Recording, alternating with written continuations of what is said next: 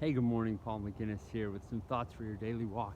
And these thoughts come from the very last verse, at least it was originally the last verse, in the Gospel of Mark.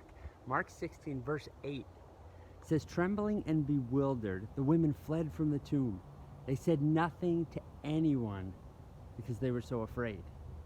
And just like that, the book ends. And then there's a note right after that says, the rest of this chapter wasn't in the original, the earliest manuscripts. So the earliest manuscripts that we have of what Mark actually wrote just end with that kind of abrupt ending. And then later on, some other scribes kind of tied together and gave some closure and tied up some loose ends so that the rest of the gospel actually, ends in a way that we'd expect and kind of has a nice picture perfect ending. But the way that Mark originally wanted it to end is with this abrupt ending, right? The women go to the tomb and it's empty. And then they're afraid, they're terrified, and they go out and they don't tell anybody. And then the book is over, the story is over. And I think Mark's making an interesting point there. Mark's letting us know what he's been doing all along throughout his gospel. If you read the Gospel of Mark, and I hope you have been reading it as we've gone along with these videos, and if you haven't, go back and read through it and check in on these videos along the way.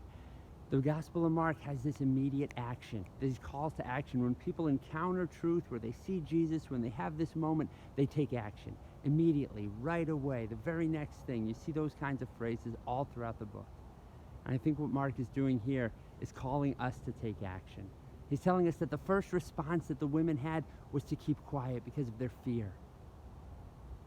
And then he lets you decide, what are you going to do? What are you going to do with this story of Jesus? What are you going to do with this Jesus of Nazareth who came and lived this life that only God could live and said and did things that only God could do and then predicted his own death and resurrection and then pulled it off?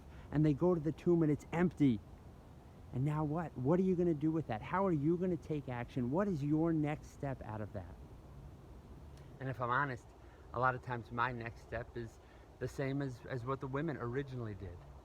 I keep quiet because of fear. I don't tell people who Jesus is and what he's done. I don't tell people what God has done in my life because of nervousness or anxiety or pressure. And I hope that's not true for me any longer. I hope that's not true for you either. That when we encounter Jesus, when we see glimpses of God at work, when we realize the beauty of the creation around us and we see glimpses of our Heavenly Father, that we would speak up, that we would take action, that we would not keep quiet or tremble in fear.